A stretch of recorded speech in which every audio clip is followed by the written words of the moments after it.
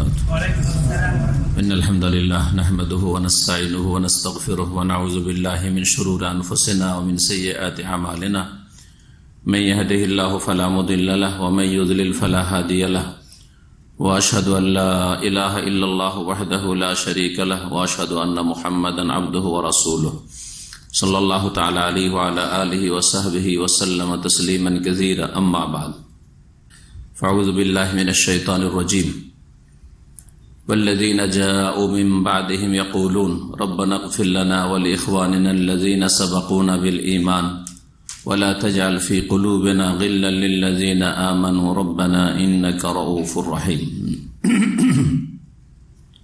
মহান আল্লাহর সমস্ত প্রশংসা যে আল্লাহ রাব্বুল আলামিন আমাদেরকে ঈমানের ইসলামের নিয়ামত দান করেছেন। আলহামদুলিল্লাহ। এই ঈমান ইসলামের ভিত্তিতে আমাদের ভ্রাতৃত্ব কায়েম হয়েছে। যারা এই পৃথিবী থেকে ঈমান ইসলামের অবস্থায় যে কোনো যুগেই চলে গেছে তারা আমাদের দিনী ভাই, এই উম্মতের হোক অথবা আগের উম্মতের যারা ঈমান ইসলামের ওপর তৌহিদের ওপর ছিল, তারা সকলে আমাদের মুমিন মুসলিম ভাই। তাদের জন্য মহান আল্লাহ দোয়া করতে বলেছেন এবং তাদের সম্পর্কে অন্তরকে পরিষ্কার রাখতে বলেছেন। সালাত এবং সালাম নাযিল হোক মুহাম্মদ রাসূলুল্লাহ সাল্লাল্লাহু আলাইহি ওয়াসাল্লামের ওপর, যিনি এই শিক্ষাই দিয়েছেন সাহাবায়ে কেরামদেরকে। আমাদের আজকের আলোচনার বিষয়বস্তু হচ্ছে মাওলানা মওদুদী রাহিমাহুল্লাহর প্রসিদ্ধ একটি কিতাব, সেই কিতাবের পর্যালোচনা। কিতাবের নাম উর্দু ভাষায়, যে ভাষায় তিনি কিতাবটি লিখেছেন, তাজদীদ ও ইহইয়ায়ে দ্বীন। তাজদীদ ও ইহইয়ায়ে দ্বীন, এ হচ্ছে কিতাব। বাংলায় অনুবাদ এটি হয়েছে। বাংলায় এর নামটি মনে আছে, কারণ বাংলাতে এই বইটি পড়েছি আমি আমার ছাত্র জীবনে, আজকে থেকে প্রায় 30 বছর আগে ধরে বাংলাতে পড়েছি বইটি। উর্দুতে প্রথম পড়েছি, তারপরে বাংলায় পেয়েছিলাম, বাংলায় পড়েছি। ইসলামী রেনেসাঁ আন্দোলন, ইসলামী রেনেসাঁ আন্দোলন এই বইটির বাংলা নাম। আমরা উর্দু কিতাব থেকে এই কিতাবে যেসব আকিদা বিরোধী, মানহাজ সহি মানহাজ বিরোধী এবং সাহাবায়ে কেরামদের সাথে বেয়াদবি, তারপরে বিশেষ করে তৃতীয় খলিফা আমিরুল মুমিনিন ওসমান যুন্নুরাইন রাদিয়াল্লাহু তাআলা আনহু, মুআবিয়া রাদিয়াল্লাহু তাআলা আনহু, তাদের সম্পর্কে যেসব খারাপ মন্তব্য রয়েছে, এছাড়া রাজতন্ত্রকে যারা বংশ পরম্পরা দেশ পরিচালনা করে তাদেরকে ঢালাহারে খালেস, নির্ভেজাল জাহিলিয়াতে খালেসা বলে আখ্যায়িত করেছেন তিনি। শুধু জাহিলিয়াত না, জাহিলিয়াতে খালেসা। এইরকম বেশ কিছু মারাত্মক বিষয় রয়েছে এই কিতাবে, যে কিতাবটি পড়লে সাহাবায়ে কেরামদের সম্পর্কে, আর বিশেষ করে যে দুটি নাম বললাম সাহাবায়ে কেরামদের, খলিফায়ে রাশেদ ওসমান রাদিয়াল্লাহু আনহু এবং মুআবিয়া রাদিয়াল্লাহু আনহু, তাদের সম্পর্কে বিদ্বেষ অন্তরে সৃষ্টি হয়ে যাবে, যেটা বড় কাবিরা গুনাহ, যেটা হচ্ছে নিফাক, যেটা হচ্ছে মুনাফিকি। নবী করিম সাল্লাল্লাহু আলাইহি ওয়াসাল্লাম হাদিস রয়েছে, আনসারদের সাথে ভালোবাসা ঈমান। নবী সাল্লাল্লাহু আলাইহি ওয়াসাল্লাম বলেছেন, হুব্বুল আনসারি ঈমান ওয়া বুগদুল আনসারি নিফাকুন। আনসারীদের সাথে বিদ্বেষ রাখা হচ্ছে মুনাফিকি। আর এটা সর্বস্বীকৃত কোরআন সুন্নাহ দ্বারা যে আনসারীদের চাইতে বড় মর্যাদা রয়েছে মুহাজিরিনদের। তো শুরু করা যাক এই কিতাবের কয়েকটি পাতা থেকে কিছু কথা। পুরো কিতাব আমরা পড়ে শোনাবো না, কিছু কথা শোনাবো যেই জায়গাগুলি বড় আপত্তিকর। প্রথম, এই কিতাবের 14 পৃষ্ঠা থেকে 20 পৃষ্ঠা, তাজদীদ ও ইহইয়ায়ে দ্বীন উর্দু কিতাব, ইসলামী রেনেসাঁ আন্দোলন, তার 14 থেকে 20 পৃষ্ঠায় জাহেলিয়াতকে তিনি ভাগ করেছেন 3 ভাগে। জাহেলিয়াতকে 3 ভাগে ভাগ করেছেন। আর এর বিপরীত হচ্ছে, এই 3টি জাহেলিয়াতের বিপরীত হচ্ছে ইসলাম। এই 4টি বিষয় তিনি উল্লেখ করেছেন। তিনটি হচ্ছে জাহিলি মতবাদ, জাহিলিয়াত, আর একটি হচ্ছে ইসলাম। এসব বলতে গিয়ে তিনি কি বলেছেন? প্রথম বলেছেন জাহিলিয়াত যে তিন ভাগে বিভক্ত, প্রথম জাহিলিয়াত শুরু করি তার কিতাব থেকে। সেই জাহিলিয়াতের নাম দিয়েছেন জাহিলিয়াতে খালেসা।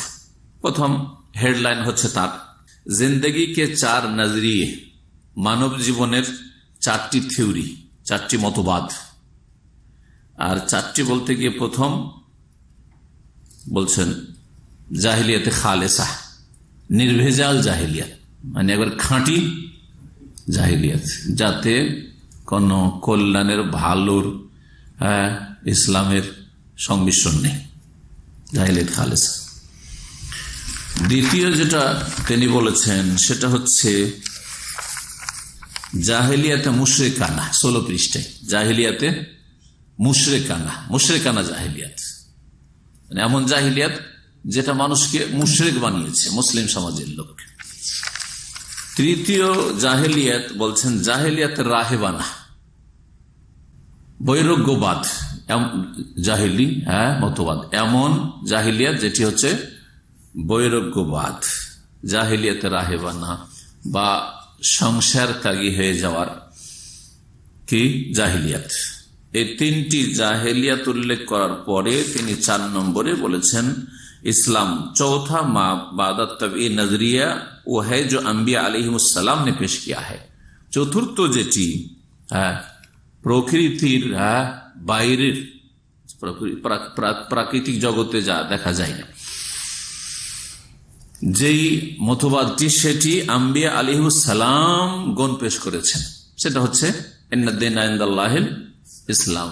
তার মানে এই তিনটি জাহিলিয়াতের কোনটারই সম্পর্ক ইসলামের সাথে নেই, পুরোপুরি ইসলাম বহির্ভূত।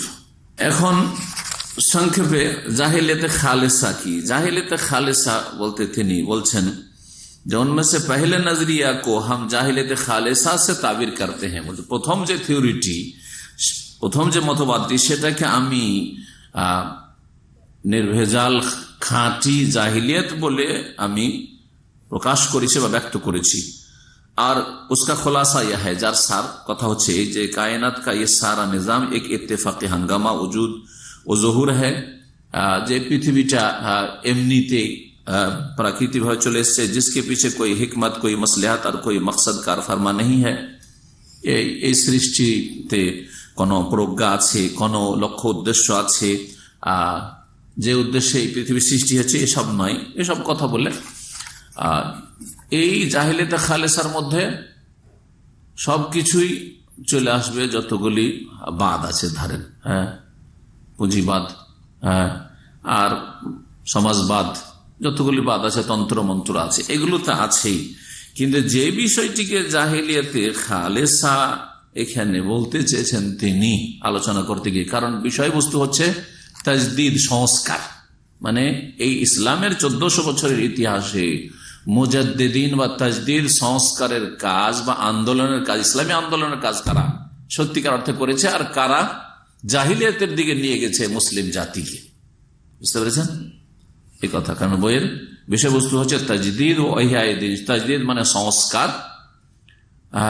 আর ইহয়ায়ে-দিন মানে দিনকে জীবন্ত করা, জীবন দান করা, প্রাণ দান করা। বাংলা ইসলামী রেনেসাঁ আন্দোলন, ইসলামী আন্দোলনে কারা অংশ নিয়েছে। এই জাহেলিয়াতে খালেসা বলতে গিয়ে বলছেন, তারপরে তো জাহেলিয়াতে মুশরিকানা আর এই জাহেলিয়াতে রাহেবানা, এসব লম্বা আলোচনার আমাদের বেশি প্রয়োজন নেই, আর এসব করলে অনেক সময় এতে লেগে যাবে। এই 3 জাহিলিয়াতের ফলাফলটা শুনিয়ে দিই শুধু। এই 3 জাহিলিয়াত থেকে কি জন্মিল, এটা হচ্ছে জানার বিষয়। বলছে জাহিলিয়াতে খালেসা ने हुकूमत और दौलत पर तसल्लुत जमाया। খাঁটি জাহেলিয়াতটা আক্রমণ করলো, বা বিস্তার লাভ করলো কিসের ওপর? আধিপত্য লাভ করলো, তাসাল্লুত, আধিপত্য লাভ করলো কিসের ওপর? হুকুমত, রাষ্ট্রীয় ক্ষমতার ওপর, আর দৌলত আর সম্পদের উপর, ধন সম্পদের উপর। অর্থনীতি এবং রাষ্ট্রনীতি দখল করে ফেললাম। কোনটাতে? জাহিলিয়াতে খালেসা, যেটা একবারে খাঁটি জাহিলিয়াত। তারপরে কি বলছেন শোনেন, নাম খেলাফত থা, नाम तो चलो खिलाफत और असल में वही बादशाही थी और আসলে সেই राजतंत्र ही ছিল जिसको मिटाने के लिए इस्लाम आया था, যাকে মুছে দেওয়ার জন্য, মিটিয়ে দেওয়ার জন্য, নিশ্চিহ্ন করার জন্য ইসলাম এসেছে। বলতে চাইছেন ইসলাম এই রাজতন্ত্রকে মিটিয়ে দেওয়ার জন্য, মুছে দেওয়ার জন্য এসেছে। बादशाहों को इला कहने की हिम्मत किसी में बाकी न थी, इसलिए सुल्तान जिल्लुल्लाह का बहाना इख्तियार किया गया। बादशाह के क्यों जी इलाह बोलबे, माबुद बोलबे, अल्लाह बोलबे, এইটা সাহস ছিল না, যার ফলে বাদশাহ নিজেও বলেন আমি আল্লাহ, কিন্তু অনেকে দাবি করেছে যে সুলতান বাদশাহ হচ্ছে জিল্লুল্লাহ, আল্লাহর ছায়া। এসব কথা তারপরে তিনি বলতে গেছেন। এই জাহিলিয়াত খালেসা কখন থেকে শুরু হলো এটা বলে যদি বলতো যারা বেদিন, যেমন বাদশাহ আকবর, বেদিন দিনে এলাহি, সেটা বলতো যে বাদশাহ আকবরের দিনে এলাহি জাহিলিয়াত খালেসা, তাহলে তো কোনো আপত্তির কথা ছিল না, খাঁটি জাহিলিয়াত, ঠিক কিনা? কিন্তু কি বলছেন, নাম খেলাফত থা, নাম কি ছিল? খেলাফত। আর সেটা এমন রাজতন্ত্র ছিল যেটা মুছে দেওয়ার জন্য, নিশ্চিহ্ন করার জন্য ইসলাম এসেছিল। এটা কখন থেকে শুরু হয়েছিল এটা এখন শুনবেন। শোনেন তাহলে, পৃষ্ঠা নম্বর 29-এ তিনি বলছেন জাহিলিয়াত কা হামলা, এই জাহিলিয়াতের আক্রমণ, যে 3 প্রকার জাহিলিয়াত, এই জাহিলিয়াতের আক্রমণ। বলছেন मगर एक तरफ हुकूमत इस्लामी की तेज रफ्तार उसअत की वजह से काम रोज बरोज सख्त ज्यादा होता जा रहा था। তার আগে তিনি খেলাফতে রাশেদার আলোচনা করেছেন, খেলাফতে রাশেদার তিনি আলোচনা করেছেন। তো খেলাফতে রাশেদাটা শুনিয়ে দিলে সবচেয়ে ভালো হবে, তাহলে এটা বুঝতে সুবিধা হবে। বলছেন খেলাফতে রাশেদা खातमुन नबीन सैयदना मोहम्मद सल्लल्लाहु अलैहि वसल्लम ने ये सारा काम 23 साल की मुद्दत में पाया तकमील को पहुंचा दिया। इस्लामी आंदोलনের কাজ রাসূলুল্লাহ সাল্লাল্লাহু আলাইহি ওয়াসাল্লাম 23 বছরে पूर्णताई पहुंचे दिएছেন। आपके बाद अबू बकर सिद्दीक और उमर फारूक रज़ियल्लाहु अन्हुमा 2 ऐसे कामिल लीडर इस्लाम को मुयस्सर आए। তারপরে আবু বকর সিদ্দিক, উমর ফারুক এইরকম পরিপূর্ণ এবং যোগ্যতম ইসলাম লিডার পেয়েছে, जिन्होंने इसी जामियत के साथ आप सल्लल्लाहु अलैहि वसल्लम के काम को जारी रखा, যারা রাসূলুল্লাহ সাল্লাল্লাহু আলাইহি ওয়াসাল্লামের কাজটিকে ওইভাবে পূর্ণতার সাথে, জামিয়াত ব্যাপকতার সাথে চালু রাখলেন। फिर ज़िमाम क़ियादत हजरत उस्मान रज़ियल्लाहु अन्हु की तरफ मुंतकिल हुई। তারপরে নেতৃত্ব কার কাছে আসলো? उस्मान रज़ियल्लाहु अन्हु কাছে আসলো। और इब्तिदाअन चंद साल तक वो पूरा नक्शा बदस्तूर जमा रहा जो नबी अलैहिस्सलाम ने कायम किया था। তারপরে উসমান রাদিয়াল্লাহু তাআলা আনহুর প্রথম যুগে ঠিক ওইভাবে পুরোপুরি ওই নকশাটাই কি থাকলো, বদস্তুর জামা রাহা, মানে সেটাই বহাল থাকলো যেটা নবী করিম সাল্লাল্লাহু আলাইহি ওয়াসাল্লাম প্রতিষ্ঠিত করেছিলেন, কায়েম কিয়া থা, প্রতিষ্ঠিত করেছিলেন, ঠিক না? প্রথম দিকে তার খেলাফত ছিল 12 বছর, 12 বছরের প্রথম দিকটা বললেন। তারপরে বলছেন জাহিলিয়াতের হামলা। এখন শুনুন, এখন জাহিলিয়াতের হামলা শুরু হইল। খেলাফত রাশেদার 2 জনের পরে তৃতীয় জনের কিছুটা অংশ ছিল রাসূলুল্লাহ সাল্লাল্লাহু আলাইহি ওয়াসাল্লামের পুরোপুরি অনুসরণের সাথে দেশ পরিচালনা, রাষ্ট্র পরিচালনা। তারপরে তখন জাহিলিয়াতের হামলা। বলছেন তারপরে বলছেন मगर एक तरफ हुकूमत इस्लामी की तेज रफ्तार उसअत की वजह से काम रोज बरोज ज्यादा सख्त होता जा रहा था। उस्मान रज़ियल्लाहु ताआला जमाना ही इस्लामिक राष्ट्रेर ইসলামিক হুকুমত ইসলামী কি তেজ রাফতার উসআত, ইসলামিক রাষ্ট্রের যে সম্প্রসারণ, দেশের উপর দেশ সে বিজয়ী লাভ হচ্ছে, আর মুসলিম দেশ ইসলামিক খেলাফত আয়াতের কি বাড়ছে, আয়তন বাড়ছে, এটা বড় দ্রুত বাড়তে ছিল। रोज बरोज ज्यादा सख्त होता जा रहा था, बढ़।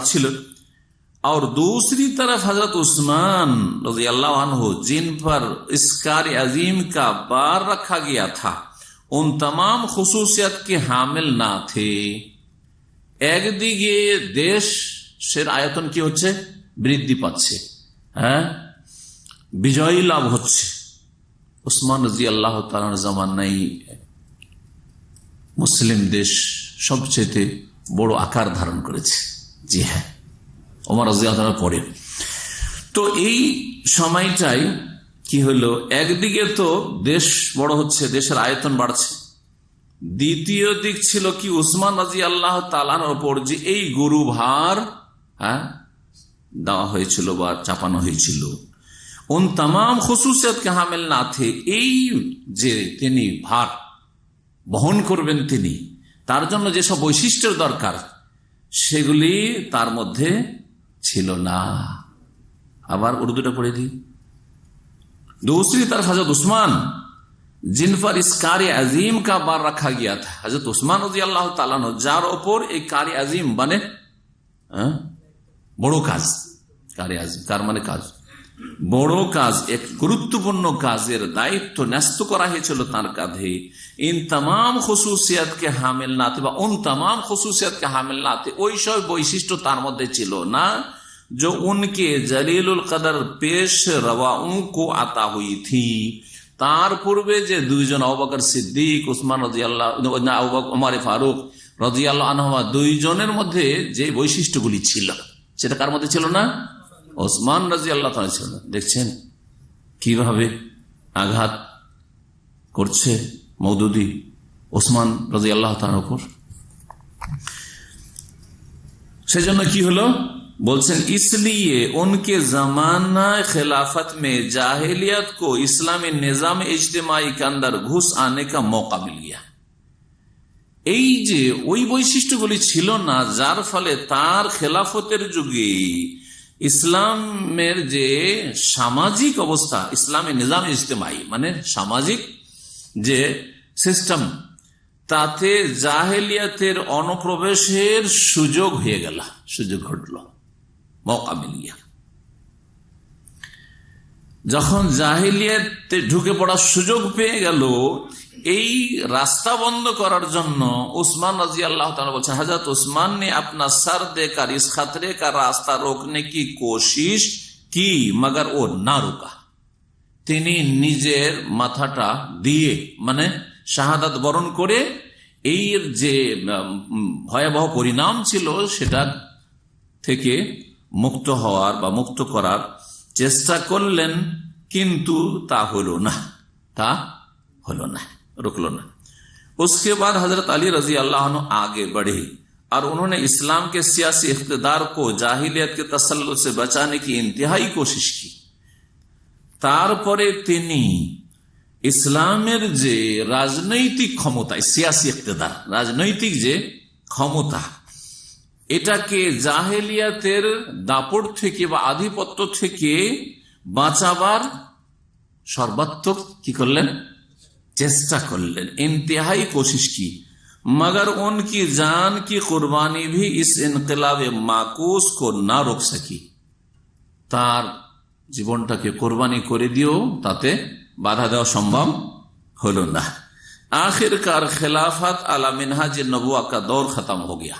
সর্বশেষ খেলাফত আলা মিনহাজ নবুয়া, যেটা নবী করিম সাল্লাল্লাহু আলাইহি ওয়াসাল্লাম আদর্শ অনুযায়ী খেলাফত প্রতিষ্ঠিত থাকবে, সেটা শেষ হয়ে গেল। এই মর্মে ভবিষ্যৎবাণী রাসূলুল্লাহ সাল্লাল্লাহু আলাইহি ওয়াসাল্লামের রয়েছে, আপনাদের হয়তো জানেন, আল খেলাফত ফি উম্মতি 30 সানা, আমার উম্মতে খেলাফত থাকবে, মানে খেলাফত আলা মানহাজিন নবুয়া, নবী সাল্লাল্লাহু আলাইহি ওয়াসাল্লামের আদর্শ মোতাবেক। কত বছর?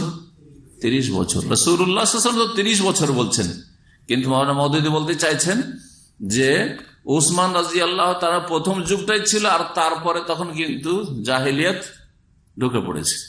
বুঝতে পারছেন না? জাহেলিয়াত ঢুকে যাওয়ার পরেও খেলাফত আলা মিনহাজুন নবুয়া, তার মানে তিনি এই হাদিসের বিপরীত বলছেন কি বলছেন না? বিষয়টা চিন্তা করুন। এই যুগটাকে ওসমান রাদিয়াল্লাহু আনহু যুগ থেকে তাহলে কি শুরু হয়ে গেল? জাহিলিয়াত শুরু হয়ে গেল। আর তারপরে আলী রাদিয়াল্লাহু তাআলা আনহুর শাহাদাতের সাথেই একবারে পুরোপুরি জাহিলিয়াত খালেসা প্রতিষ্ঠিত হয়ে গেল। অথচ প্রিয় নবী মুহাম্মদ রাসূলুল্লাহ সাল্লাল্লাহু আলাইহি ওয়াসাল্লাম হাদিস কি রয়েছে? খায়রুল কুরুনি কারনি, সবচেয়ে উৎকৃষ্ট যুগ হচ্ছে আমার যুগ। সুম্মাল্লাযীনা ইয়ালুনহুম, তারপরে ওরা যারা তাদের পরে আসবে। সুম্মাল্লাযীনা ইয়ালুনহুম, তারপরে ওরা যারা তাদের পরে আসবে। রাসূলুল্লাহ সাল্লাল্লাহু আলাইহি ওয়াসাল্লাম এই তিনটি যুগকে খায়রুল কুরুন, স্বর্ণযুগ বলেছেন না বলেন নাই? চিন্তা করুন তো, খায়রুল কুরুনকে জাহিলিয়াত মাওলানা মওদুদী বললেন না বললেন না? কি বলবেন? এটা মওদুদীর কথা ঠিক না প্রিয় নবী মুহাম্মদ রাসূলুল্লাহ সাল্লাল্লাহু আলাইহি ওয়াসাল্লামের কথা ঠিক যে এটা হচ্ছে খায়রুল কুরুন? সাহাবায়ে কেরামদের যুগ, প্রথম যুগটি 110 হিজরি পর্যন্ত, নবী করিম সাল্লাল্লাহু আলাইহি ওয়াসাল্লাম এটা কি বলেছেন? খায়রুল কুরুন বলেছেন। জি, তারপরে তাবেঈন, তারপরে তাবেঈন। এই যুগে ইসলামের কত খেদমত হয়েছে, যদিও বংশ পরম্পরা উমাইয়া বংশে রাজা বাদশাহ হয়েছে, তারপরে আব্বাসীয় যুগ হয়েছে, কিন্তু বিশেষ করে উমাইয়া বংশের যুগে ইসলামের খেদমত এবং জিহাদ ফি সাবিলিল্লাহ আর ইসলামিক দেশ শক্তিশালী হওয়া, বিশেষ করে খলিফা মুআবিয়া রাদিয়াল্লাহু তাআলা আনহুর 20 বছরের যুগে যে শান্তি প্রতিষ্ঠা হয়েছিল খেলাফতে রাশেদার পরে, সেটা ইতিহাস স্মরণ করবে। কিন্তু একেবারে সেটাকে মাওলানা মওদুদী জাহিলিয়াতে খালেসার অন্তর্ভুক্ত করে দিলেন। জাহিলিয়াতে খালেসার এরিয়াটা কি ছিল? কোন এরিয়ার উপর দাপট ছিল, আধিপত্য ছিল? এটা একটু আগে মনে হয় শুনিছে নাকি? জাহিলিয়াতে খালেসা নে হুকুমত আর দৌলত পর তাসাল্লুত জামায়া, শোনাইলাম না? জাহিলিয়াতে খালেসা কি করলো?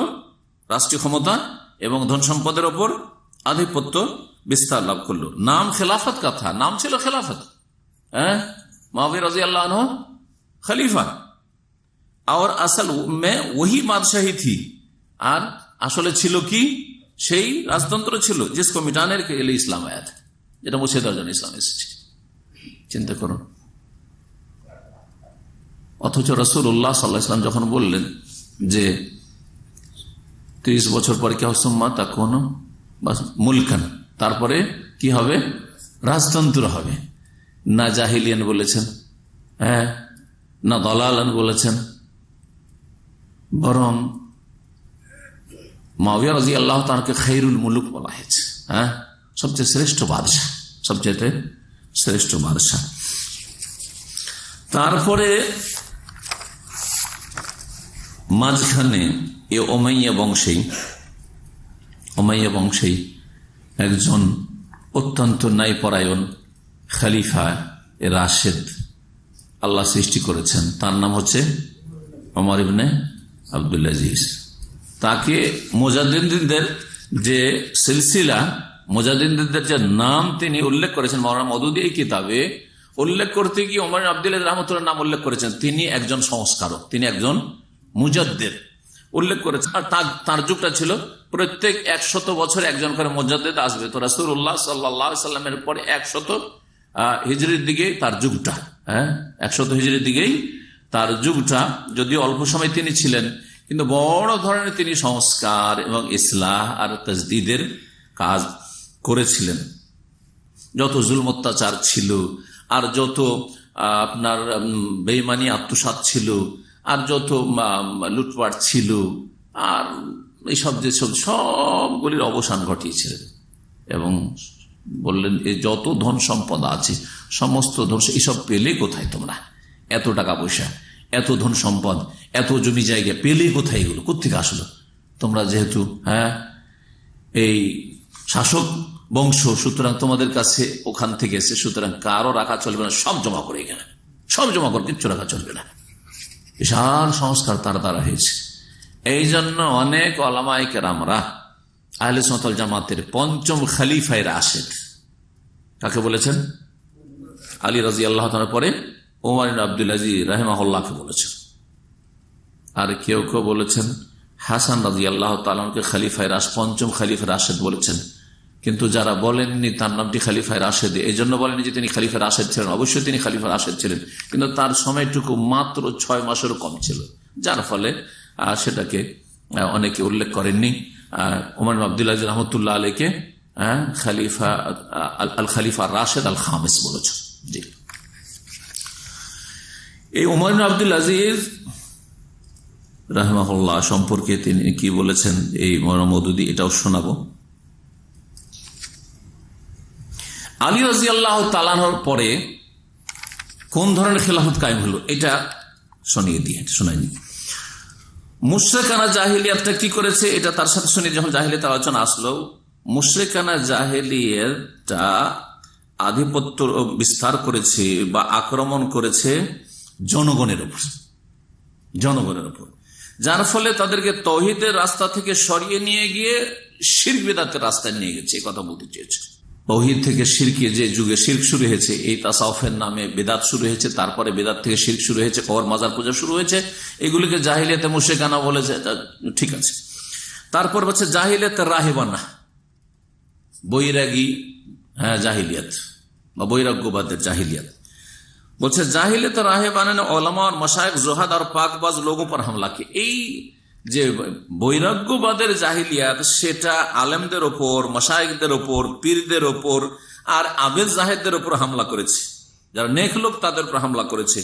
আর যার ফলে তাদের মধ্যে সব বিভিন্ন রকমের আকীদাগত গুমরাহি বিস্তার লাভ করেছে। বিভিন্ন ফিরকাগুলি, যে গুমরাহ ফিরকাগুলি, জাহমিয়া, মুরজিয়া, কাদরিয়া, মুতাজিলা, এসব, এটাও ঠিক আছে। কিন্তু প্রথম যে বিষয়টি তিনি বলেছেন সেটা কখন থেকে জাহিলিয়াত শুরু হচ্ছে, আশ্চর্য হয়ে যাবেন আপনি।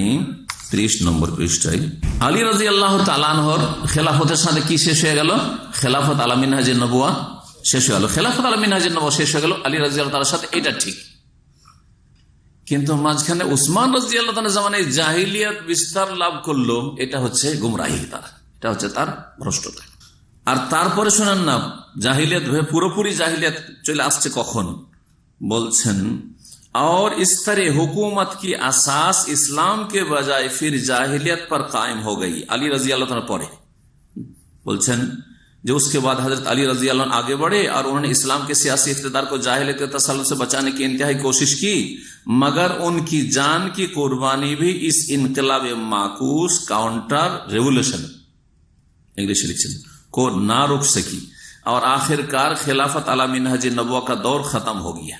খেলাফত খতম হইল মিনহাজে নবুয়া, কিন্তু খেলাফত তারপরে আর তিনি স্বীকারই করছেন না। আর মালিকুন আদেন নাই পরায়ণ শাসকের কোন নাম গন্ধ তার কাছে নেই। তারপরে সরাসরি কি কায়েম হয়ে গেল আলী রাজার জমানার পরেই, উস আর ইস্তারে, তারপরে হুকুমত কি আসাস, রাষ্ট্রীয় ক্ষমতার বুনিয়াদ इस्लाम के बजाय, इस्लामेर জায়গায় फिर জাহিলিয়াত पर कायम हो गई। ইসলামের জায়গায় কিসের উপর প্রতিষ্ঠিত হলো? জাহিলিয়াতের প্রতিষ্ঠিত হলো। কখন? আলী রাদিয়াল্লাহু তাআলা আনহুর ইন্তেকালের সাথে 20 বছরের খেলাফত মুআবিয়া রাদিয়াল্লাহু তাআলা আনহুর, কাতিব ওহী, রাসূলুল্লাহ সাল্লাল্লাহু আলাইহি ওয়াসাল্লামের শালক, রাসূলুল্লাহ সাল্লাল্লাহু আলাইহি ওয়াসাল্লামের এই সাহাবী জলিল, তার যে বড় বড় খেদমাত রয়েছে জিহাদ ফি সাবিলিল্লাহ এবং ইসলামের প্রচার প্রসারে, সব কিছুকে তিনি কি বললেন? জাহিলিয়াত, তারপরে ইসলামের জায়গায় ফির জাহিলিয়াত पर कायम हो गई। কি কোন জিনিসটা? হুকুমত কি আসাস, রাষ্ট্রের বুনিয়াদ, ভিত্তি প্রতিষ্ঠিত হইল ইসলামের ছাড়া, ইসলাম ব্যতীত কিসের ওপর? জাহিলিয়াতের ওপর। জি, এই শুনলেন ইনডাইরেক্ট মুআবিয়া রাদিয়াল্লাহু তাআলা। ইনডাইরেক্ট কি বলবো এটাকে? মুআবিয়া রাদিয়াল্লাহু নাম আসেনি, কিন্তু তারপরে কি আসছে তো জানাই আছে সবার, যে আলী রাদিয়াল্লাহু জামানার পরে কার নাম আসছে, কে খলিফা হচ্ছে? মুআবিয়া রাদিয়াল্লাহু তাআলা।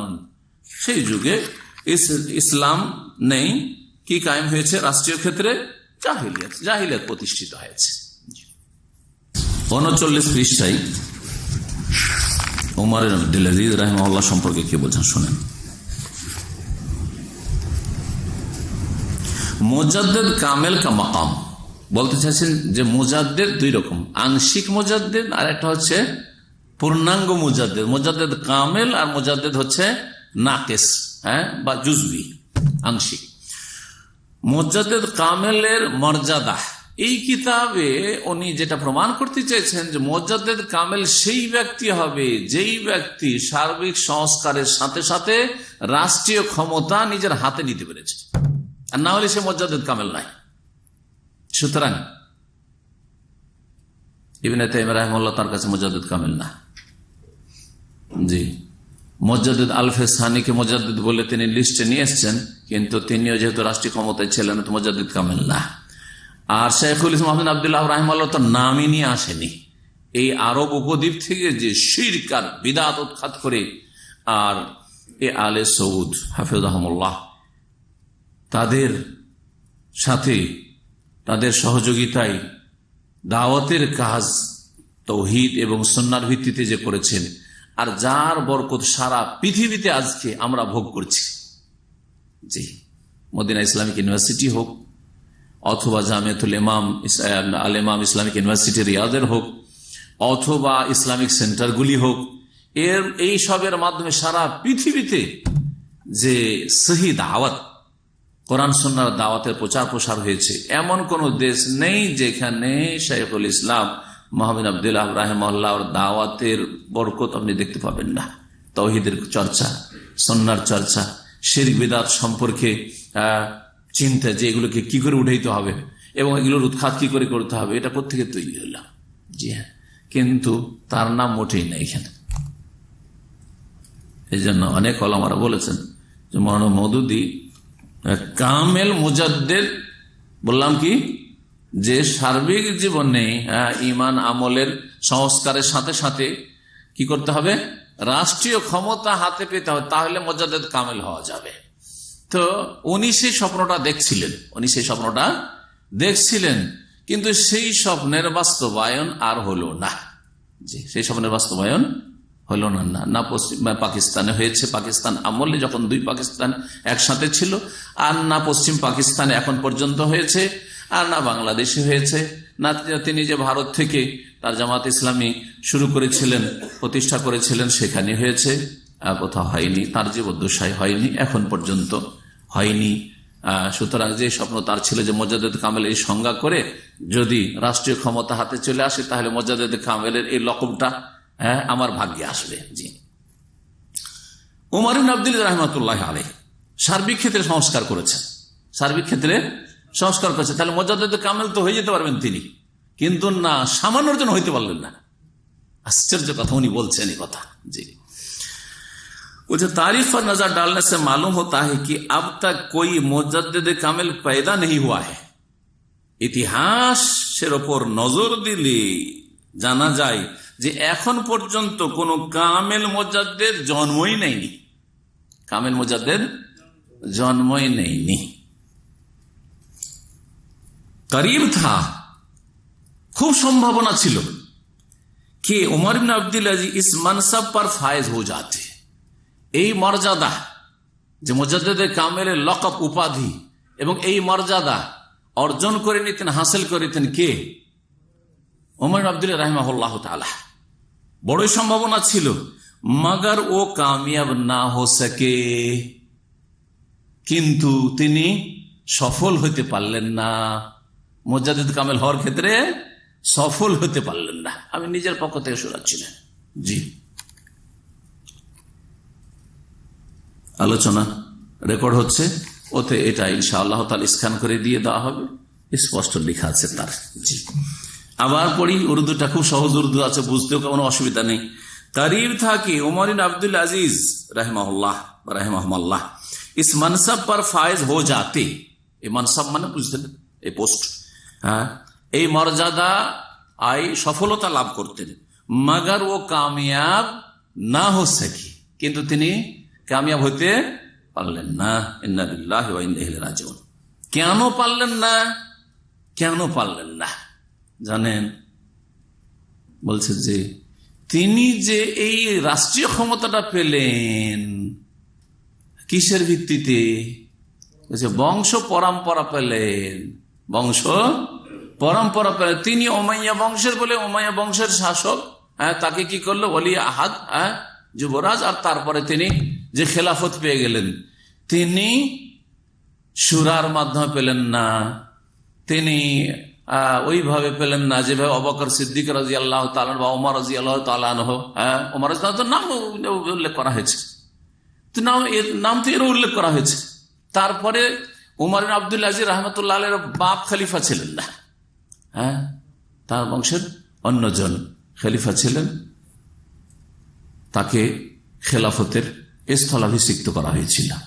পরে বাদশার ইন্তেকালের পরে তিনি খলিফা হয়েছেন, কিন্তু তাকে সাকসেস বলছেন না তাজদীদের ক্ষেত্রে, সংস্কারের ক্ষেত্রে, ইসলামী রেনেসা আন্দোলনের ক্ষেত্রে। এই বাংলা ভাষায় যে বইটির নাম করা হয়েছে ইসলামী রেনেসা আন্দোলনের ক্ষেত্রে উমর আব্দুল রহমতুল্লাহ আলাইহির খুব সম্ভাবনা ছিল যে তিনি কি হয়ে যাবেন, এই মর্যাদায় পৌঁছে যাবেন, মুজাদ্দিদে কামিল হয়ে যাবেন, কিন্তু তাতেও তিনি সফলতা লাভ করতে পারলেন না। আউযুবিল্লাহ।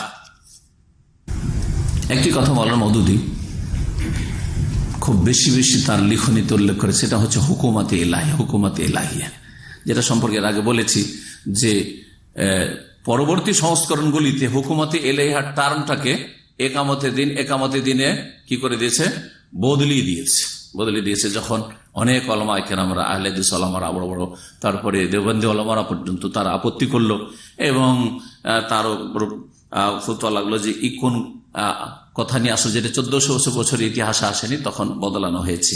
তবে এই কিতাবিতে আছে, এর প্রমাণ দেখাবার জন্য বলছি আপনাদের 28 পৃষ্ঠায় তিনি কি বলছেন দেখেন।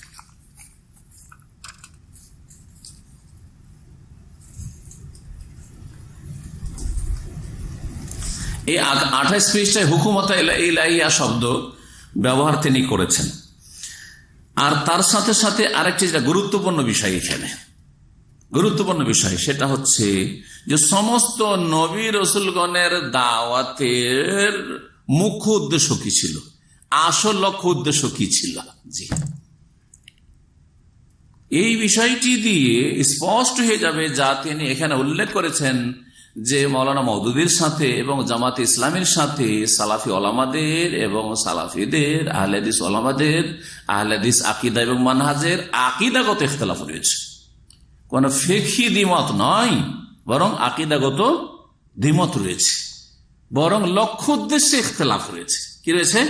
লক্ষ্য উদ্দেশ্যে ইখতিলাফ রয়েছে। দেখেন, আপনি কোথাও যাচ্ছেন, আমি কোথাও যাচ্ছি, আপনি আপনার গাড়িতে আছেন, আমি আমার গাড়িতে আছি, এখান থেকে দামাম থেকে দুইজনে বেরিয়েছেন, রাস্তা দিকে রিয়াদের কাছাকাছি কোন জায়গায়, এগুলোতে দেখা হইল, জরুরি যে দুজনে মক্কা যাচ্ছি, একজন মক্কা যাচ্ছেন, হয়তো আরেকজন কোথায়, আল কাসিম যাচ্ছি, ও মদিনা যাচ্ছি, বায়াম্বু যাচ্ছি, বদর যাচ্ছি, ঠিক না? ঠিক তেমনি আম্বিয়া এবং রসুলগণের দাওয়াতের লক্ষ্য উদ্দেশ্য কি ছিল? একটি আলোচনা আমাকে স্মরণ করিয়ে দিবেন। দাওয়াতুর রসুল, রসুলগণের, নবী রসুলগণের দাওয়াত কি ছিল? সেটা তৌহিদ ছিল না হুকুমতে ইলাহিয়া ছিল?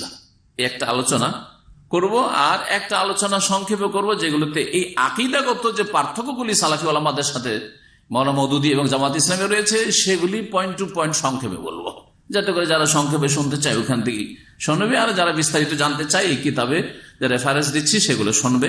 জি হ্যাঁ, এখন শোনেন 28 পৃষ্ঠায় তিনি কি বলছেন, বিষয়টি লক্ষ্য উদ্দেশ্য, ইসলামের লক্ষ্য উদ্দেশ্য কি, বা আম্বিয়া রসুলগণের দাওয়াতের লক্ষ্য উদ্দেশ্য কি। বলছেন, পাস দুনিয়া মে আম্বিয়া আলাইহিমুসসালাম के मिशन का मुंतहा मकसूद ये रहा है कि हुकूमत इलाहिया कायम करके इस पूरे निजाम जिंदगी को नाफिज करें जो वो खुदा की तरफ से लाए थे। বলছেন, অতঃপর দুনিয়া में পৃথিবীতে আম্বিয়া আলাইহিস সালাম के मिशन का, নবী রসুলগণের মিশন, মানে বুঝলেন তো, মিশন, ডিউটি, জি,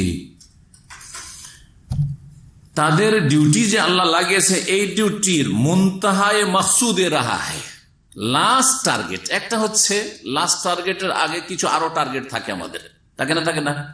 যাচ্ছি মক্কা উমরা করতে, নিজের গাড়ি আছে, রিয়াজে গিয়ে কিছু দিনী ভাইদের সাথে দেখা করব, বন্ধু বান্ধবের সাথে দেখা করব, অথবা কিছু কেনাকাটা করব, আর রাস্তাতে আরো কিছু করব, আর তারপরে তখন আসল লাস্ট টার্গেট কি? আমরা মক্কাতুল মুকাররমা বা হজ। জি হ্যাঁ।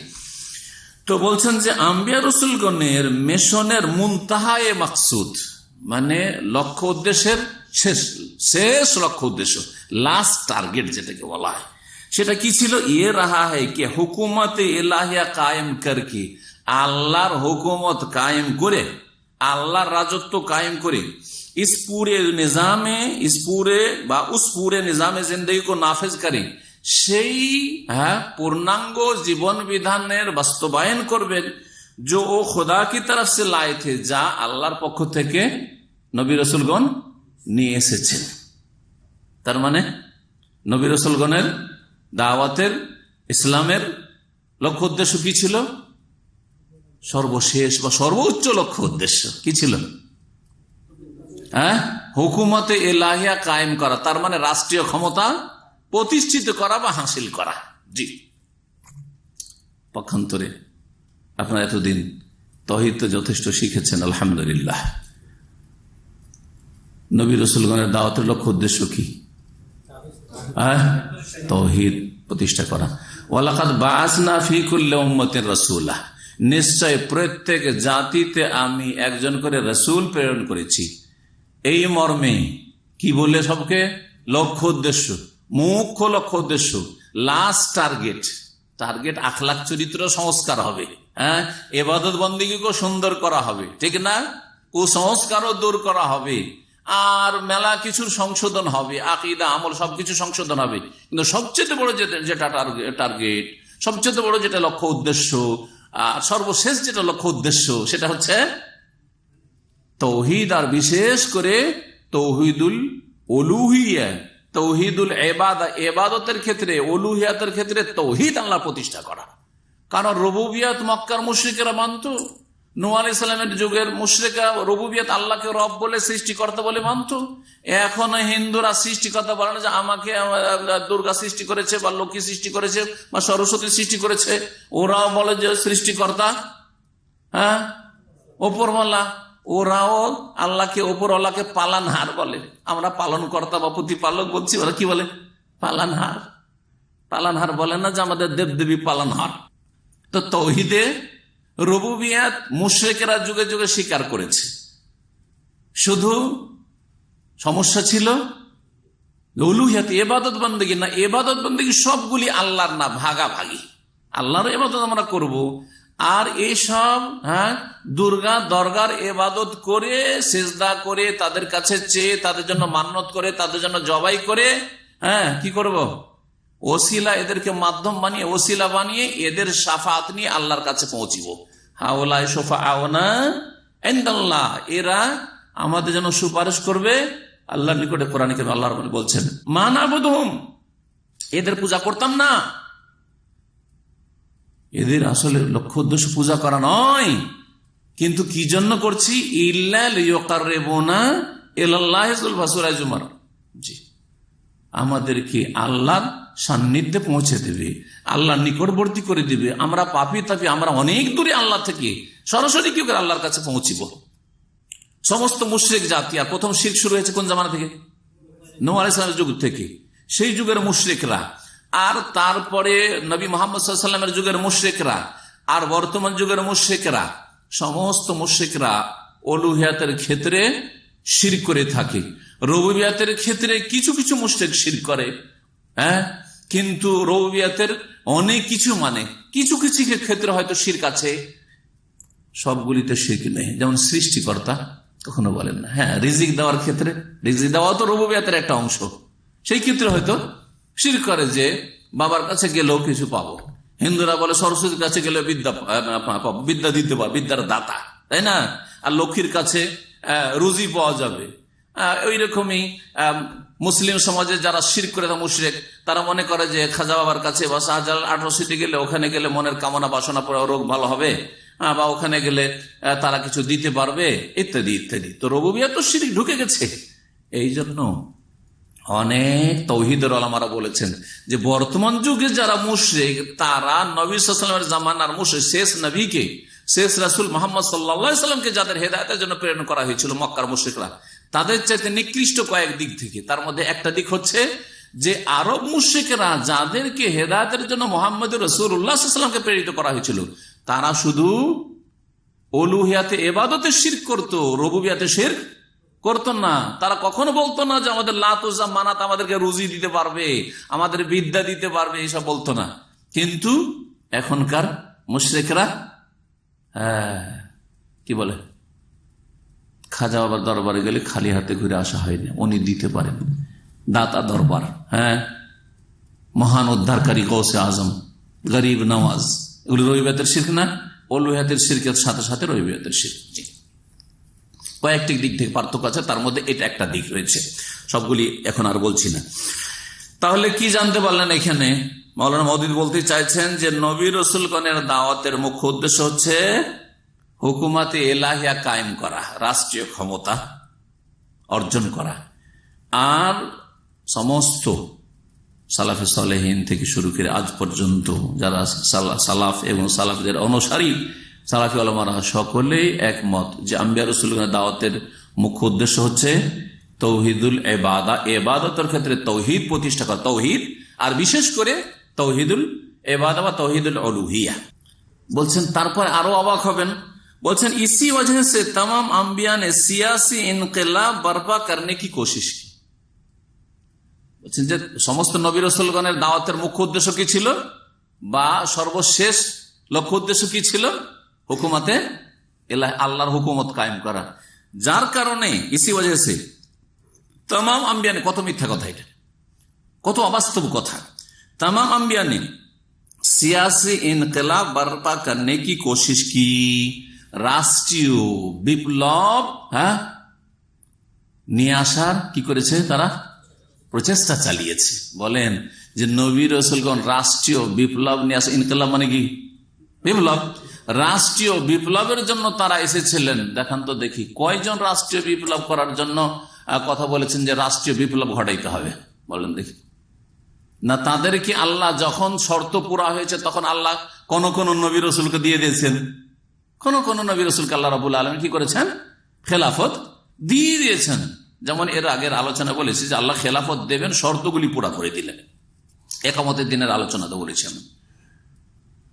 নূহ আলাইহিস সালাম কোন রাষ্ট্রীয় বিপ্লবের জন্য বলছেন? তামাম আম্বিয়া নে সিয়াসি ইনকিলাব, কোন রাজনৈতিক পলিটিক্যাল, জি হ্যাঁ বিপ্লব, রাজনৈতিক বিপ্লবের জন্য চেষ্টা করেছে। নূহ আলাইহিস সালামের 950 বছরের ইতিহাস দেখান তো কোরআন হাদিসে।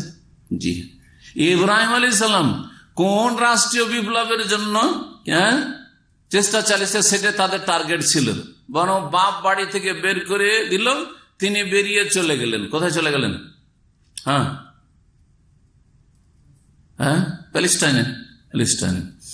ফিলিস্তিনে চলে গেলেন। সেখানে সারাকে নিয়ে আর ভাতিজা লূত আলাইহিস সালামকে নিয়ে। সেখান থেকে মক্কা যখন আসলেন, মক্কাতে এমন জায়গায় স্ত্রীকে আর ইসমাইল আলাইহিস সালামকে রেখে যাচ্ছেন। এখানেই যদি হুকুমতে এলাহি কায়েম করা হইতো, তারে খালি পড়ে আছে, মক্কায় কোনো লোকজন নেই, তো খালি ফিল্ডে আমি এখানে হুকুমতে এলাহি কায়েম করে দিই, আর যারা আসবে বলে যে আমার হুকুমত মানতে হবে। করেছেন নাকি? না ফিলিস্তিনে করেছেন, এর কোন প্রমাণ আছে? আর না মক্কাতুল মুকাররমে তিনি করেছেন। মুসা আলাইহিস সালাম, তামাম আম্বিয়া কথা। মুসা আলাইহিস সালাম যখন সাগর পার হয়ে চলে আসলেন বনি ইসরায়েলদেরকে নিয়ে, ফেরাউনের সেনাবাহিনী সব ধ্বংস হয়ে গেল, আর মিসর ফিল্ড খালি, শুধু মহিলা আর শিশু কিপ্টিদের। তো ওখানে গিয়ে সিয়াসি ইনকিলাব, রাষ্ট্রীয় বিপ্লব করা, আর সেখানে হুকুমতে এলাহি কায়েম করাটা কোনো মুশকিল কাজ ছিল নাকি? ফিরে যেতেন। সেটা যদি কি হতো মুনতাহা এ মাকসুদ, সেটা হচ্ছে শেষ টার্গেট। তো শেষ টার্গেটে না পৌঁছায় তিহের ময়দানেই বনি ইসরায়েলদেরকে নিয়ে থেকে গেলেন। আর আল্লাহ রাব্বুল আলামিন বলছেন যে তোমাদেরকে যেতে হবে কোথায়? তোমাদের পূর্বপুরুষ বাপদাদার দেশে ফিলিস্তিন যেতে হবে, সে ফিলিস্তিন যাওয়ার ব্যবস্থা করো। মুসা আলাইহিস সালামের জিন্দেগি শেষ হয়ে গেল ফিলিস্তিনে পৌঁছতে। পারলেন না আল্লাহর ইচ্ছাই, কারণ জাতি প্রস্তুত ছিল না সেই জন্য। আর তারপরে তখন পরে ইউসা বিন নুনের যুগে ফিলিস্তিনে পৌঁছিলেন। নবীর কাজের ধরন বলছেন। নবীর কাজের ধরন বলতে গিয়ে একটা লাইন শোনাই। তিনি বলছেন नबीरा इस्लामेर दावत दिबेन, बोलছেন फिल जुमला तमाम अंबिया के काम पर मजमू हैसियत से जब हम नजर डालते हैं तो उस काम की नौइयत ये पाई जाती है। যখন আমরা দেখব যে নবীদের কর্মসূচি কেমন, তখন দেখতে পাবো যে এই বিষয়গুলি দেখতে পাবো। তার মধ্যে তিনি বলছেন 2 নম্বরে, जो लोग इस तालीम और तरबियत का असर कबूल कर लें। নবীরা যখন দাওয়াত দেন তখন কিছু লোক কবুল করলো, কিছু লোক কবুল করলো না। যখন কিছু লোকেরা দাওয়াত কবুল করে নিল নবীদের, তখন বলছে उनका एक मजबूत जत्था बनाकर जाहिलियत के हाथों से इख्तिदार छीनने की जिद्दोजहद करना और इस जिद्दोजहद में तमाम उन असबाब से काम लेना जो वक्त के तमद्दुन में मौजूद हो। এটা বলতে চাইছেন তিনি যে থিওরি শোনার আগে যেহেতু পড়ে দিলাম, এটা তরজমাটা করি, তারপরে থিওরিটা কোত্থেকে মওলানা মওদুদীর কাছে আসলে শোনাচ্ছি। বলছেন যে নবী রাসূলদের দাওয়াত যারা কবুল করলো, মানে ইসলাম কবুল করলো, ঈমান নিয়ে আসলো, তাদের একটা শক্তিশালী দল তৈরি করবেন। শক্তিশালী কি করবেন? দল তৈরি করবেন। তারপরে কি বলছেন শুনেন, এই শক্তিশালী দলটি তৈরি করার পরে জাহিলিয়াতকে হাতু সে ইখতিদার ছিননে কি জিদ্দোজহদ করনা, জাহিলিয়াতের হাতে যে ক্ষমতা আছে সেই ক্ষমতা ছিনিয়ে নেওয়ার জন্য কি করবে? প্রচেষ্টা চালাবে। আর ইস জিদ্দোজহদ মে तमाम उन আসবাব সে কাম লেনা, এই প্রচেষ্টা চালাতে গিয়ে মানে এই যারা জাহিলিয়াতে রয়েছে তাদের কাছ থেকে ক্ষমতা ছিনিয়ে নেওয়ার জন্য যতগুলি উপায় আর মাধ্যম হতে পারে, যে কোনো যুগে, সেই যুগের যুগ উপযোগী।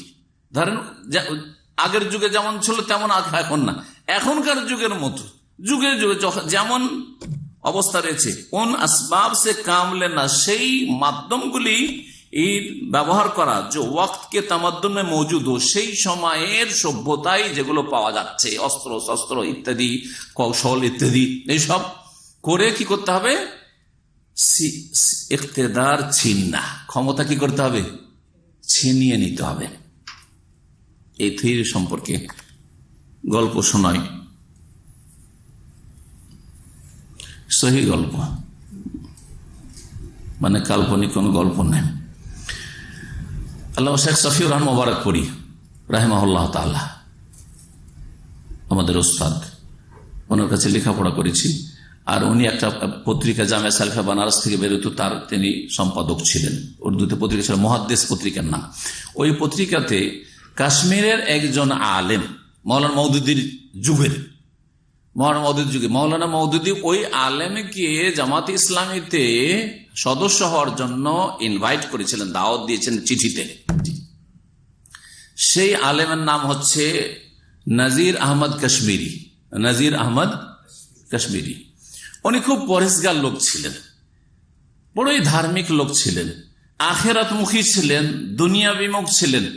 আর একটা যুগ ছিল যে তাসাউফ সম্পর্কে সহি আকীদার লোকদের অনেকের ধারণা ছিল না। এমন একটা তাসাউফের এই সুফি বাদের দাপট ছিল যে মানুষ সাহসী করতো না যদি শাইখুল ইবনে তাইমিয়া রাহিমাহুল্লাহর কিতাব না পড়ে, আর শাইখ মুহাম্মদ রাহিমাহুল্লাহর কিতাব না পড়ে, আর উলামায়ে তাওহীদের কিতাবাদি না পড়ে, তাহলে এই সব জ্ঞান পাওয়া মুশকিল ভারত উপমহাদেশে। যার ফলে আমাদের আহলে হাদিস সমাজেও খুব বেশি পরহেজগার লোককে কি বলতো? সুফি সাহেব বলতো। কি বলতো? সুফি সাহেব বলতো। জি হ্যাঁ, আমাদের সাথে এক বন্ধু লেখাপড়া করতো, আমাদের 1-2 বছর সিনিয়র জামিয়া সালাফিয়াতে, বিহারের। ওর নাম ছিল তাবারাক নামটা খুব ভালো না, তখন ওখানে জামিয়া সালাফিয়াতে ওর নাম বদলে দেওয়া হল আব্দুর রহমানের। তো বড়ই নেক ছেলে, কারো সাথে কোনোদিন কোনো কথায় কোনো জোরে কথা বলা বা প্রয়োজনের বেশি কথা বলা কিচ্ছু নেই।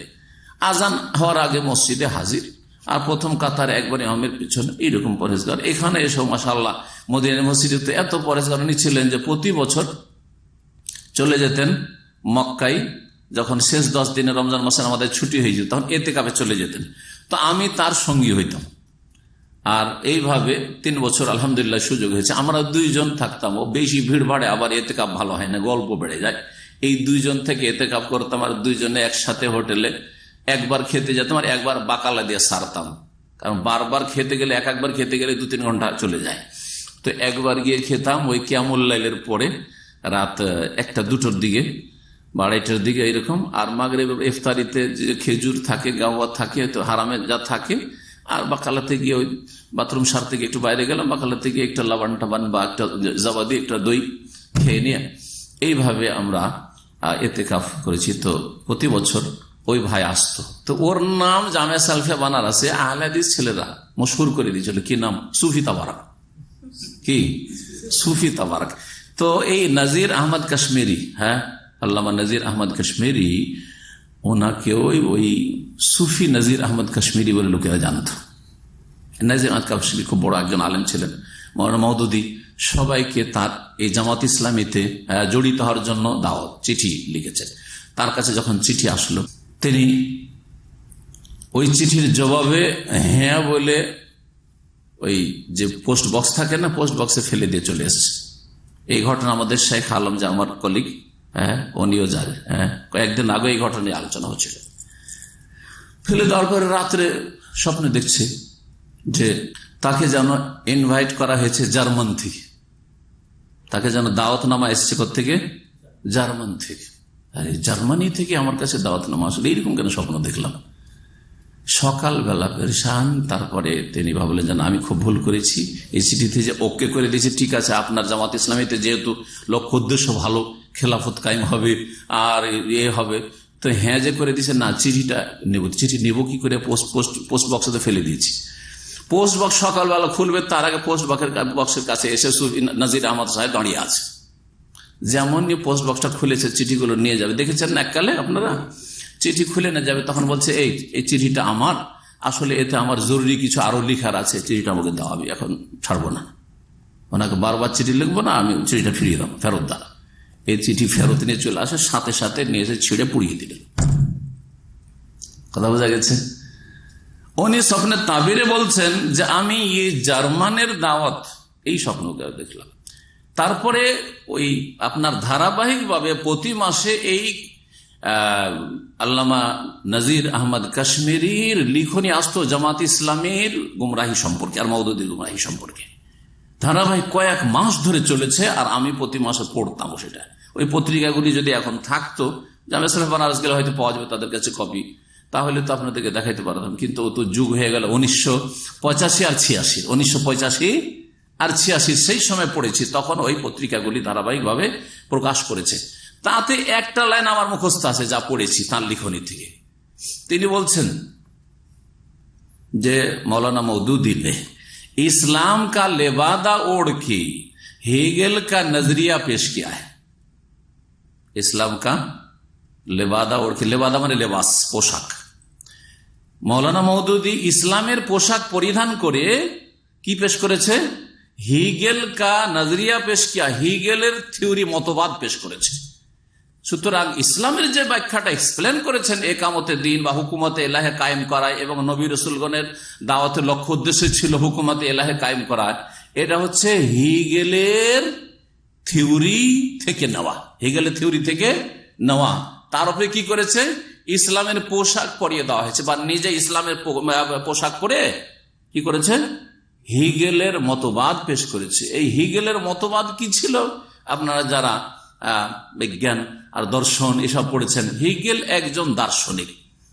এই হিগেলের কথা যখন আসলো, এখন আলোচনা করব, সেজন্য আমি নেটে একটু দিলাম, হিগেলের সম্পর্কে সার্চ দিলাম।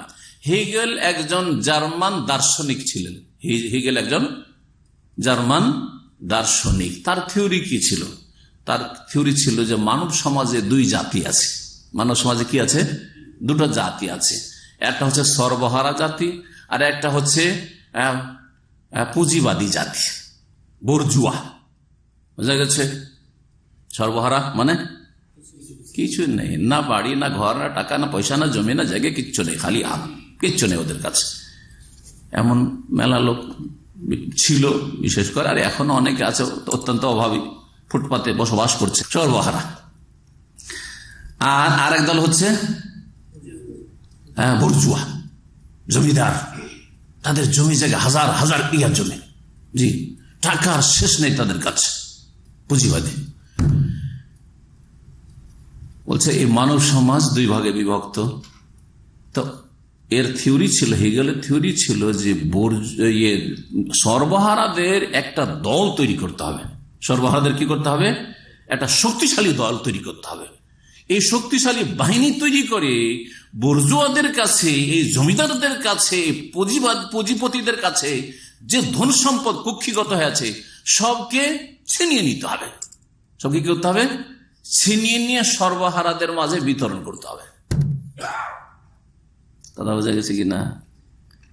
এখন ইসলামের যে ব্যাখ্যাটা মৌলানা মওদুদী করেছেন, এটা হেগেলের থিওরি থেকে নেওয়া, কিভাবে এটা শোনেন, এখানে ওই বিষয়টি আছে, সেজন্য বলছি।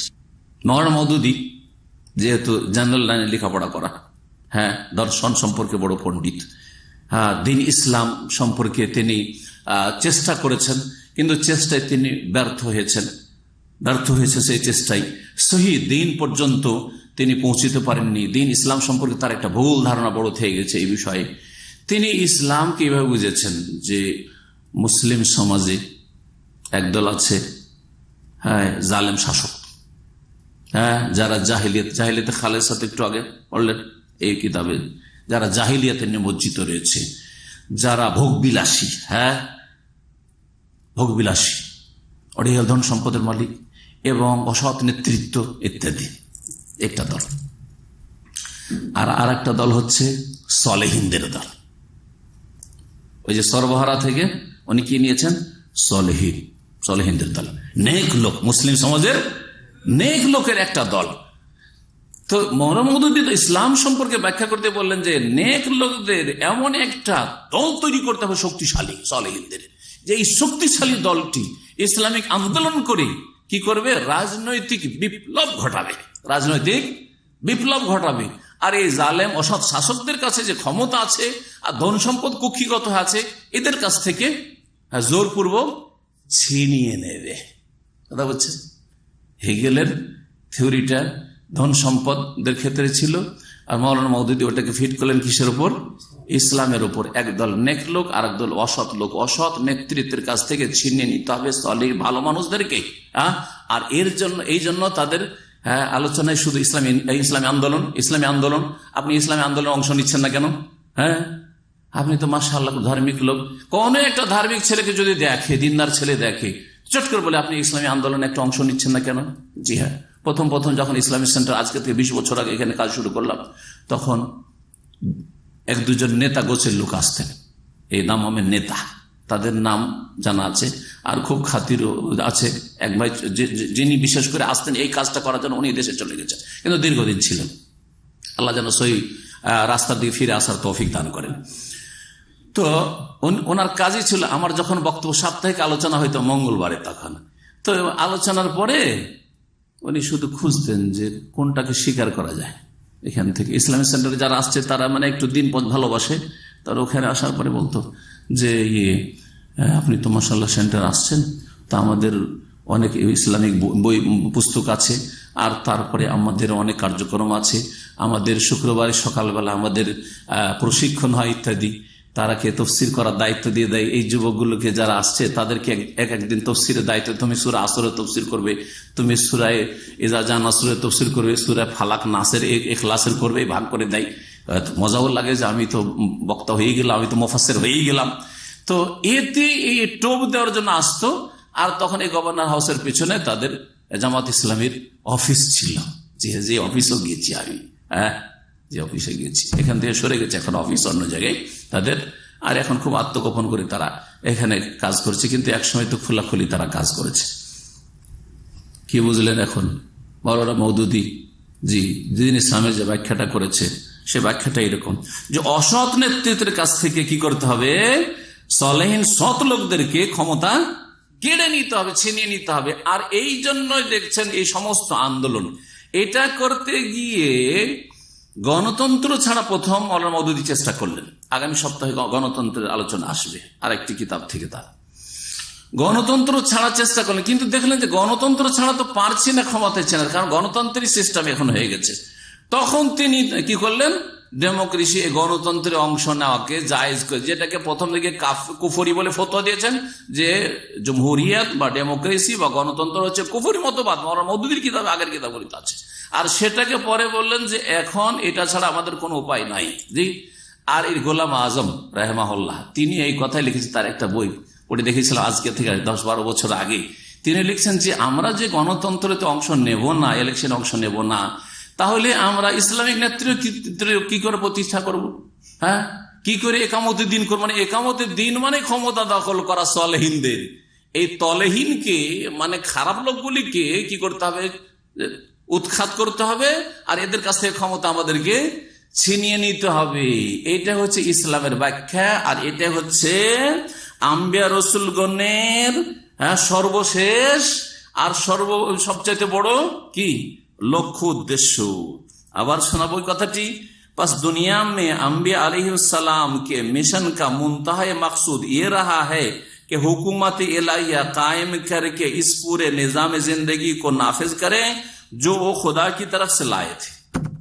হুকুমত ইলাহিয়া কায়েম করে হচ্ছে আম্বিয়া রসুলগণের বড় উদ্দেশ্য, মুখ্য উদ্দেশ্য।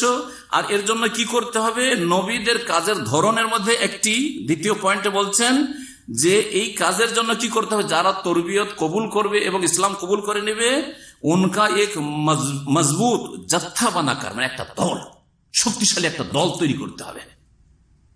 ভালো মানুষদের শক্তিশালী একটা দল তৈরি করতে হবে, যা করে বানাকার জাহিলিयत के हाथों से इख्तिदार छीनने की जिद्दोजहद करना। জাহেলিয়াতের হাতে যে ক্ষমতা চলে গেছে, মানে অসৎ নেতৃত্বের হাতে চলে গেছে বলতে চাইছেন, তাদের কাছ থেকে কি করতে হবে, ক্ষমতা ছিনিয়ে নিতে হবে। আর এই ছিনিয়ে নেওয়ার জন্য ইরান তাদের আদর্শ, আর ছিনিয়ে নেওয়ার ক্ষেত্রে পুরুষ দিয়ে কাজ যদি না হয় তো মহিলাদেরকেও নামিয়ে দিতে হবে রাস্তাঘাটে। এই ক্ষেত্রে ইরান আমাদের জন্য আদর্শ মডেল দেশ, এই কথা জনাব সাইদি সাহেবও বলেছেন। আর আমার যে আলোচনাগুলি সাইদি সাহেব সম্পর্কে আছে তাতে এইটা একটা পয়েন্ট আছে, হ্যাঁ, যে আমাদের জন্য আদর্শ হচ্ছে ইরানের ইমাম খোমেনির ইসলামী বিপ্লব, না এটা রাফেজি বিপ্লব, ইসলামের শত্রুতার বিপ্লব এবং আহলে সুন্নাত ওয়াল জামাতকে নিশ্চিহ্ন করে দেওয়ার বিপ্লব। এটা ভালো করে শুনে রাখেন। জি হ্যাঁ, কিন্তু এরা কিভাবে ইসলামের এত বড় একটি দুশ্মন শক্তিকে, যেটা ইহুদিদের মতো দুশ্মন শক্তি, সেটাকে ইসলামিক দেশ বলে, আর তারপরে মডেল দেশ বলে, আর তাদের জন্য আদর্শ বলে। আল্লাহ রাব্বুল আলামিন এই বক্র পথ থেকে তাদেরকে ফিরে আসার জন্য তৌফিক দান করে।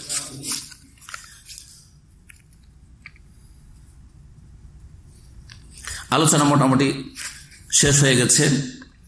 একটি কথা আছে পৃষ্ঠা নম্বর 42-এ, সেটা হচ্ছে মেহেদি যে হবে। এক তো মৌলানা মওদুদির স্বপ্ন ছিল যে আমি মোজাদ্দেদে কামেল হয়েই যাব, যদি হুকুমতটা হাতে নিয়ে নিতে পারি তাহলে মোজাদ্দেদ কামেল আমি হয়ে যাব, ওইটাও হইল না। আর একটা মেহেদির ব্যাপারে কি বলছেন উনি শুনেন। 42 নম্বর পৃষ্ঠায় আকিদায়ে ज़ुहूर मेहदी के मुतालिक आम लोगों के तस्वुरात कुछ इस किस्म के हैं। বলছে জনগণের মেহেদি সম্পর্কে যে ধারণা আছে এই ধরনের, মানে কিছু কুসংস্কার ভ্রান্ত ধারণা আছে। मगर मैं जो कुछ समझा हूं, আমি যেটা বুঝেছি, इससे मुझको मामला बिल्कुल बरअक्स नजर आता है। তাতে মনে হচ্ছে জনগণ যেটা ইমাম মেহেদি বুঝে আর আসবে মেহেদি, সেই যুগে সংস্কার হবে আর সেই যুগে ইসলাম আর ইসলাম হবে, আমি ওর বিপরীতটা বুঝছি। সেটা কি মেয়ের কি বুঝছেন উনি শোনেন। মানে জনগণ মনে করে যে ইমাম মেহেদি খুব এমন হবেন, ঢিলা ঢালা লিবাসের হবেন, আর বড় বড় দাড়িওয়ালা হবেন ধরেন, হ্যাঁ তাই না, আর তারপরে যেমন থাকে আলেম সমাজের লিবাস পোশাক আর রূপ চেহারা ওই রকম, তাই না। উনি বলছেন যে না না ওই রকম না, আর কোনো আলেমের মতো শক্ল সুরাত বা কিছু এই ধরনের না। मेरा अंदाजा यह है कि आने वाला अपने जमाने में बिल्कुल जदीद तरीन तर्ज का लीडर होगा। বলছে যে ইমাম মেহেদি আসবেন তিনি নিজের যুগের अपने जमाने में बिल्कुल जदीद तरीन तर्ज का लीडर होगा, একেবারে মডার্ন কি হবেন? লিডার হবেন, নতুন আধুনিক লিডার। জাদিদ তারিন মানে কি? আধুনিক। আধুনিক তিনি কি হবেন? লিডার হবেন। এই কথাটা পড়ার পরে অনেক লোকেরা তার মন্তব্য করলো যে এই লক্ষণ তো মওলানা মওদুদী ছাড়া কারো ফিট হয় না, কারণ তার দাড়ি তখন প্রথম দিকে তো ছিলই না, আর তারপরে হইল তো ওই রকমই জাদিদ তারিন তারজকা লিডার, মানে একবারে আধুনিক লিডার মনে হচ্ছে ইসলামের। জি হ্যাঁ, এই ছোট ছোট ছোট দাড়ি। জি হ্যাঁ। তারপরে তিনি বলেছেন না না না না, আমার সম্পর্কে এইরকম অসৎ উদ্দেশ্যে কথা বলা, তারপরে আমার অন্তর কি করে আপনারা জানলেন, ইত্যাদি ইত্যাদি সব বলা তিনি শুরু করলেন। তার যুগের কথা বলছি এগুলো। আল্লাহ রাব্বুল যেন গুনাহ খাতা যেন মাফ করেন। আর এই কথাটা কোথায় পেল? এই যে বলছে যে মেহেদী আসবে সে কি হবে? আধুনিক টাইপের লিডার হবেন। এর দলিল লাগবে না, হয় কোরআন একটা আয়াত লাগবে, না রাসূল সাল্লাল্লাহু আলাইহি ওয়াসাল্লামের হাদিস লাগবে। আধুনিক টাইপের লিডার মানে তার কাছে পার্থিব শক্তি, যা বলতে চেয়েছেন যে তার কাছে বর্তমান যুগে শুধু কোরআন হাদিসের এলেম নয় আর দ্বীনের শরিয়ার এলেম না, তার কাছে সায়েন্স, বিজ্ঞান, টেকনোলজি, আর তার কাছে এই বিমান, আর তার কাছে আপনার যা কিছু থাকে আর কি পৃথিবীর যে মানে আধুনিক যুগে যা কিছু প্রয়োজন হয়, এই সব কথা তিনি বলতে চেয়েছেন। এসব তার কল্পনা জল্পনা, এটা হচ্ছে তার অনুমান। ঠিকই বলেছেন যে মেরা আন্দাজাই অনুমান, মিনাল হাক্কি শাইআ। আল্লাহ কোরআনে কারীমে বলেছেন যে অনুমান সত্যের ক্ষেত্রে কোনো কাজে আসতে পারেন না। অনুমানের কোনো মূল্য নেই সত্যের ক্ষেত্রে। আল্লাহ রাব্বুল যেন এই সমস্ত গুমরাহি থেকে এবং ভুলভ্রান্তি থেকে আমাদেরকে বেঁচে থাকার তৌফিক দান করেন। আর জামাত ইসলামের ভাইদেরকে দাওয়াত দেব যে তারা যেন সহি আকীদার দিকে ফিরে আসেন। আর এইসব ভ্রান্ত আকীদা তাদের হয়তো জানা নেই, সেজন্য তারা এই বিভ্রান্তিতে আছে। এইসব বিভ্রান্তি থেকে গুমরাহি থেকে ফিরে আসার জন্য দাওয়াত দেব। আর আমাদের আহলে হাদিস সমাজের যারা প্রতারণায় রয়েছে, ধোঁকা খেয়ে রয়েছে এবং প্রভাবিত রয়েছে, আর অনেকেই তাদের জ্ঞানের শোচনীয়তার কারণে অথবা অজ্ঞতার কারণে বলে যে আমাদের সাথে তো তাদের আকীদার মিল আছে, কোনো পার্থক্য নেই। আশা করি এই বিষয়গুলি দ্বারা স্পষ্ট হবে যে জামাত ইসলামের সাথে আমাদের আকীদা এবং লক্ষ্য উদ্দেশ্যে পার্থক্য রয়েছে। আকীদা এবং লক্ষ্য উদ্দেশ্যে পার্থক্য রয়েছে, এমনকি মানহাজে, পথ ও পদ্ধতিতেও পার্থক্য রয়েছে। এখানে আজকের আলোচনা শেষ করছি। ওয়া সাল্লাল্লাহু আলা নবিয়িনা মুহাম্মদ ওয়া আলা আলিহি ওয়া সাহবিহি আজমাইন। কিতাবুল্লাহি দুস্তুরি ওয়া খায়রুল খালকি উসওয়াতুনা বিসুন্নাতিহি জালা নূরি লিহাদিল